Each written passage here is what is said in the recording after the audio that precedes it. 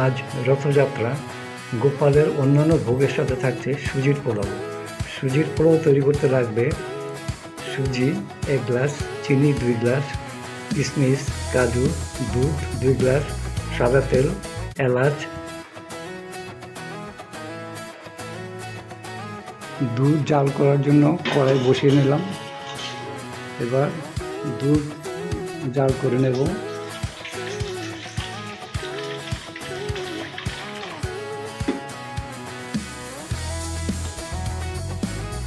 গাভীর দুধ ফুটিয়ে নিয়েছি। এবার সুজি হালকা আছে ভেজে নেব। সুজি 1 গ্লাস, ছোট গ্লাসে ভেজে নিচ্ছি।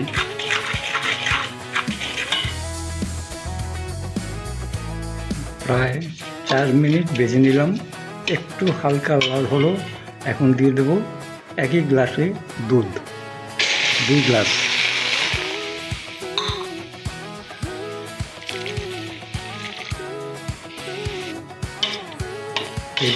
এবার দুধ আর সুজিতে মন্ডল তৈরি করে নেব। দিয়ে দিলাম 2টো এলাচ।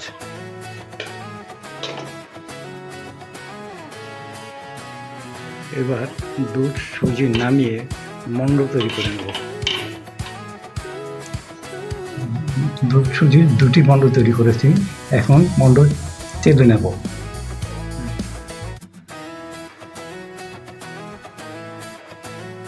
চালা শেষ হয়েছে। এখন শিরা তৈরি করে নেব। শিরা তৈরির জন্য দেব 2 গ্লাস জল।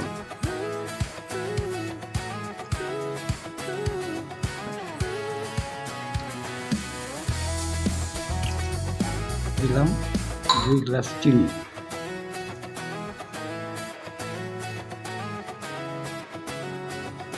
শিরাতে 2টি এলাচ দিয়ে দিলাম সুন্দর ফ্লেভারের জন্য। শিরা তৈরি শেষ। এখন নামিয়ে নেব। কাজু বাদাম ভেজে নিলাম। হয়ে আসছে। এখন গ্রেট করা সুজি ভেজে নেব।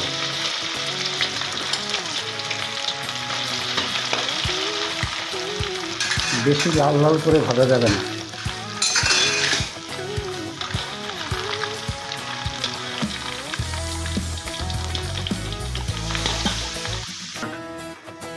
এভাবে অল্প অল্প ভেজে চালনি দিয়ে ছেঁকে নেব।